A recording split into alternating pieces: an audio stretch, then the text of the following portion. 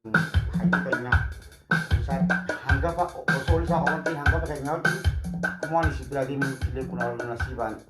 ala ang wal pero fidira pini isin kutinu wala ada marna gaw ta tan isma ko wala subhana marna gaw ta ta ana bisa wal pero lami na pini gos bata kami ala gari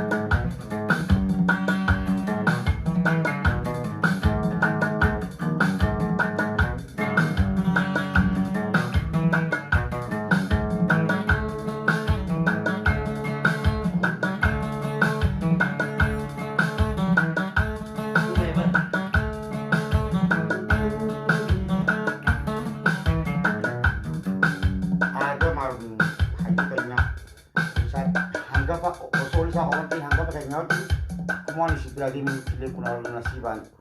ala ang wal pero fidira pini isin kutinu wala ada marna gaw ta tan isma ko wala subhana marna gaw ta ta ana bisa wal pero lalami na pini gos bata kami ala gari